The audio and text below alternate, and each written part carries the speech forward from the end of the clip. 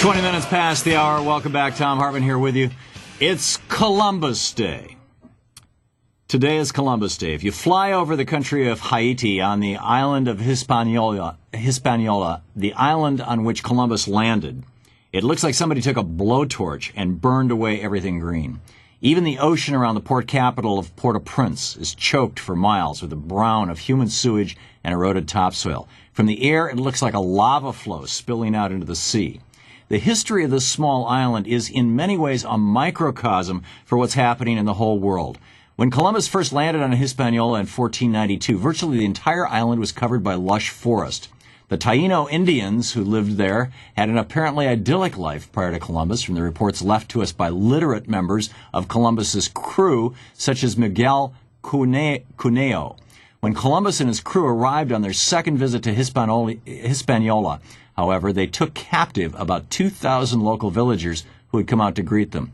As Cuneo wrote in his diaries, quote, "When our caravels were to leave for Spain, we gathered 1,600 male and female persons of those Indians, and these we embarked in our caravels on February 17th, 1495.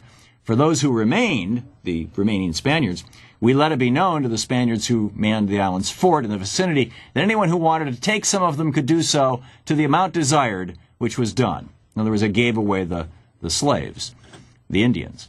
Cuneo further notes that he himself took a beautiful teenage Carib girl as his personal slave, a gift from Columbus himself, but that when he attempted to have sex with her, she, quote, "resisted with all her strength." So, in his own words in his diary, he, quote, "thrashed her mercilessly and raped her," end quote.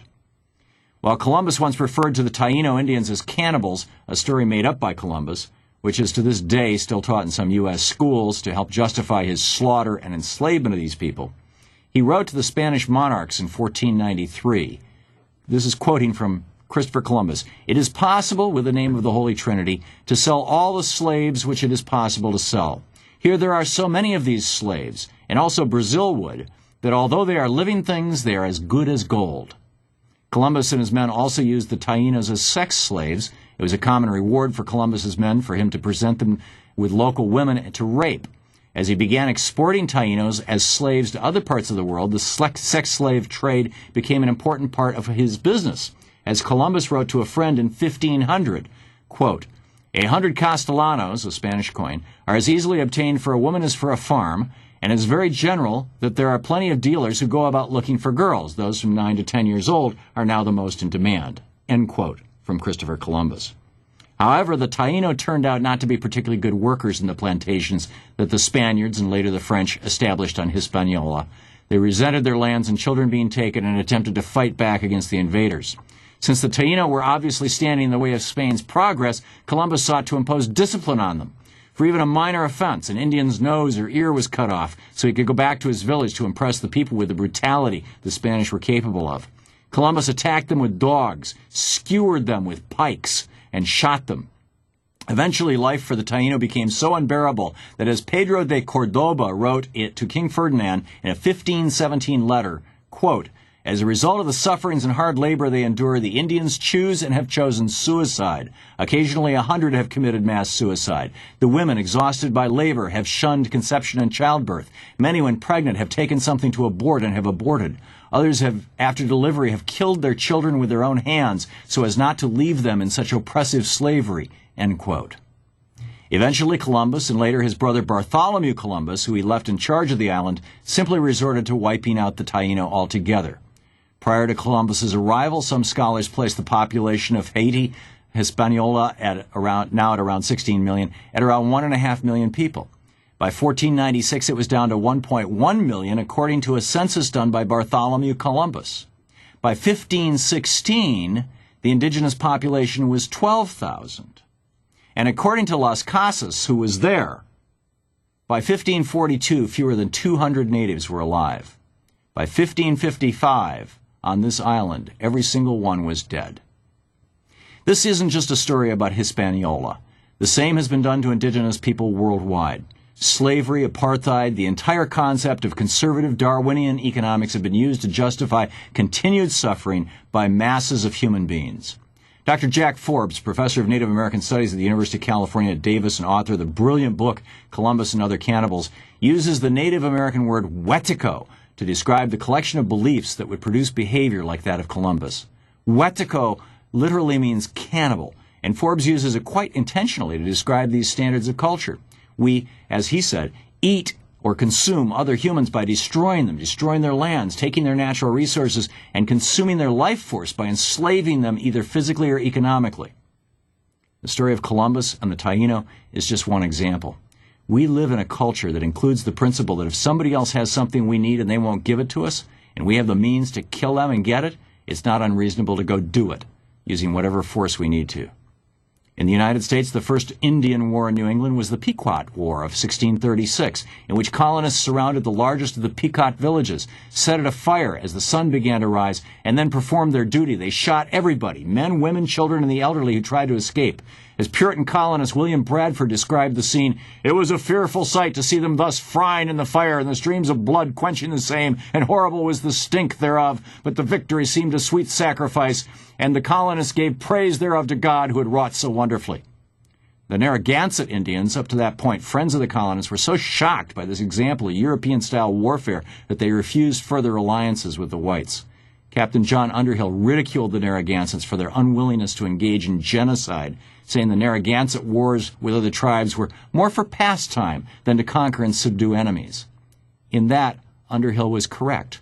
The Narragansett form of war, like that of most indigenous older culture people and almost all Native American tribes, does not have extermination of the opponent as a goal. After all, neighbors are necessary to trade with, to maintain a strong gene pool through intermarriage, and to ensure cultural diversity. Most tribes wouldn't even want the lands of others because they would have concerns about ghosts. Even the killing of enemies is most often not the goal of tribal wars. I'll share my final thoughts with you right after this break on Columbus Day, and then we'll pick up your calls at 866-987-THOM. Thom Hartmann here with you. 866-987-THOM. Also, ThomHartmann.com, our homepage, and you can find this riff that I'm sharing with you at commondreams.org. Welcome back. Thom Hartmann here with you. 34 minutes past the hour. And we started the hour talking about the war in Afghanistan. And from that, I segued into this being Columbus Day and the history of Christopher Columbus as basically robber, rapist, pillager, etc. I want to just wrap that up because I think that there is a confluence here that we all need to know about. And what I've been sharing with you, by the way, is, by and large, an excerpt from a book I wrote called The Last Hours of Ancient Sunlight. Wrote the book about 10 years ago. Leo DiCaprio said it inspired him to make the movie The 11th Hour, which I'm in. And so anyhow, here's the wrap-up on it.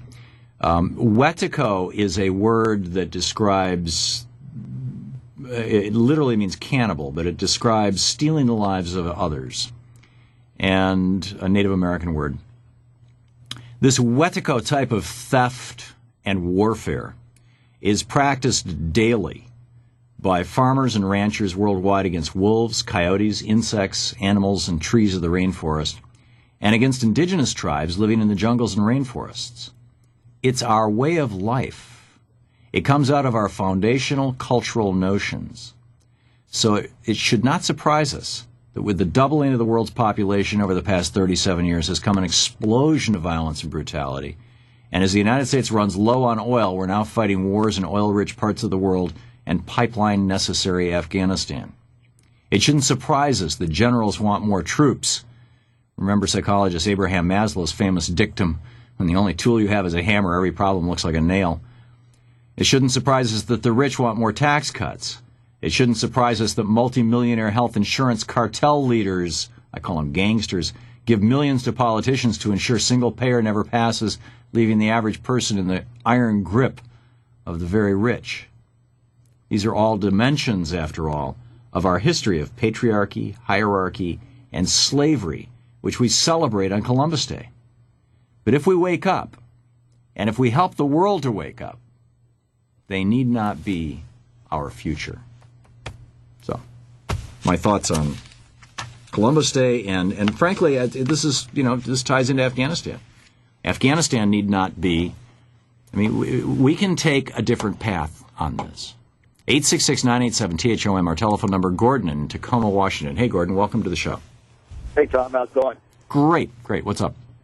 Hey, I just wanted to chime in on what you're talking about, and it seems like the only time that our Indian people get to address our own issues are on Columbus Day or Thanksgiving or all the typical holidays related to Native peoples. And, you know, I kind of have a problem with, you know, the whole country because, you know, we don't get to address what's really going on with our Indian people here in the United States. And it starts out with, you know, the term Native American and myself, I have to be enrolled. And I don't know of any other race of people that are judged by a blood quantum.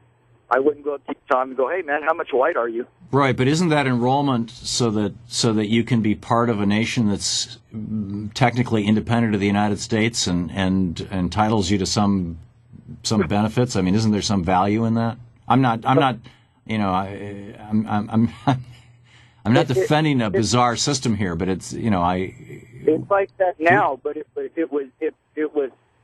was initiated to genocide our people because it couldn't be done by warfare. Right. That stuff, no, originally, yeah, it was the whole process of identifying Native peoples back, you know, even as recently as 30 and 40 years ago. I think it was Jimmy Carter finally who signed legislation that finally put an end to it. Was to send kids off to Indian schools where they were not allowed to speak their native language, where they were made to forget, as it were, or culturally, you know, multi-generationally made to forget ancient ways and ancient customs and the whole. No, I think what's happened what non-natives don't understand is that they began that ideology with separation of reservations and blood quantum, and then now over the years we've come to like it. Yeah. And then all of a sudden you say, well, you know, the native. Whoa. I'm like, where do you get off calling me that? I'm like, if you're from Asia, if you talk to someone from China, they say, well, I'm an Asian. No, they say they're Chinese. Talk to someone from Japan, do they say they're Asian? No, they say they're Japanese. Well, there's over 400 recognized tribes in the United States, and you said it yourself. They're all recognized as sovereign. Right. So when you start saying Native American, that sounds like everything's surrogate. And that's way off base. Yeah. And I think that as soon as non-Native Americans come to grip it, and it all starts with what's going on today with, you know, Barack Obama and everybody else. It's like we're the sentinels of this land. You know, that was our placement here.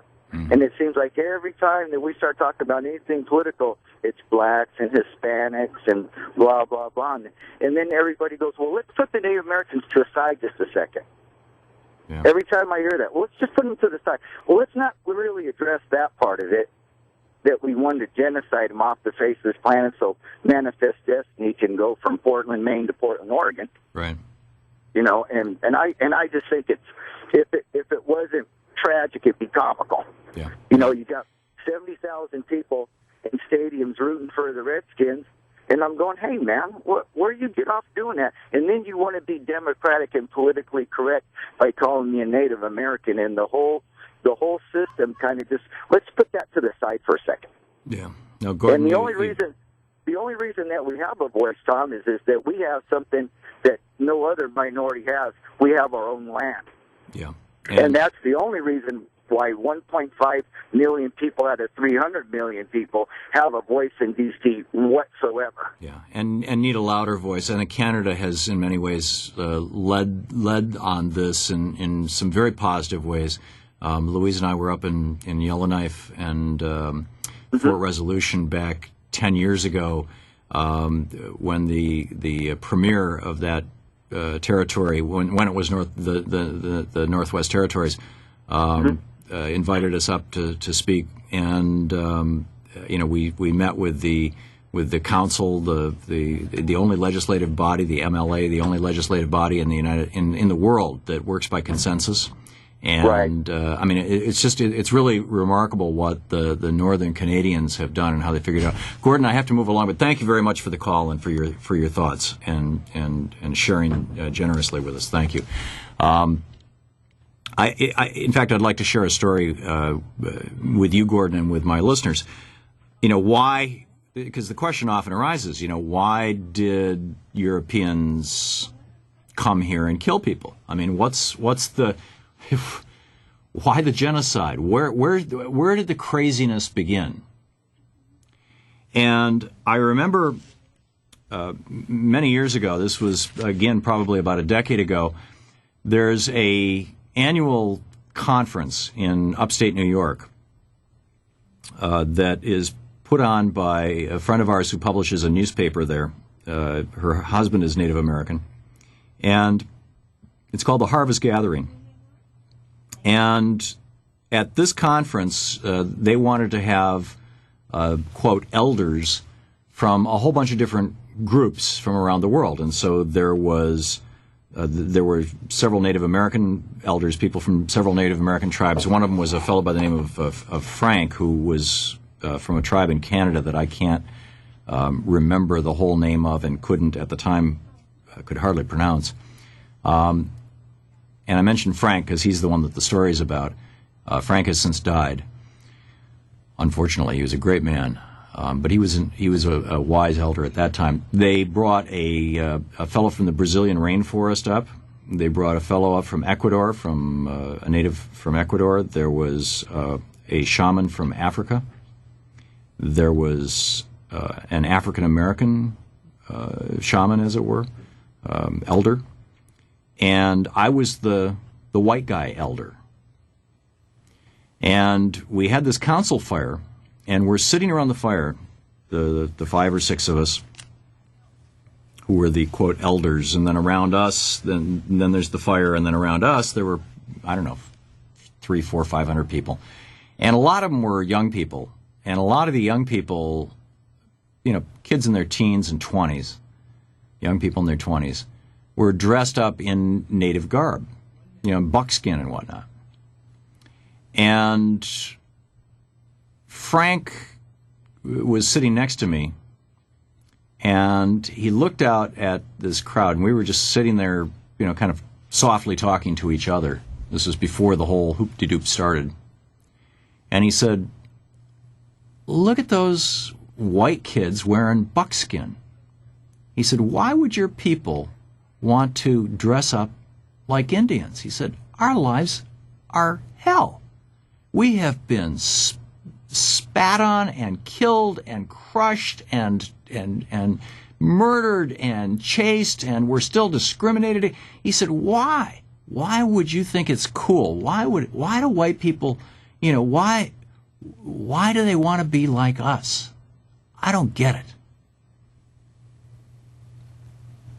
And I thought about it for a minute, because it was a question that had never, just in that frame, had never really come to mind for me.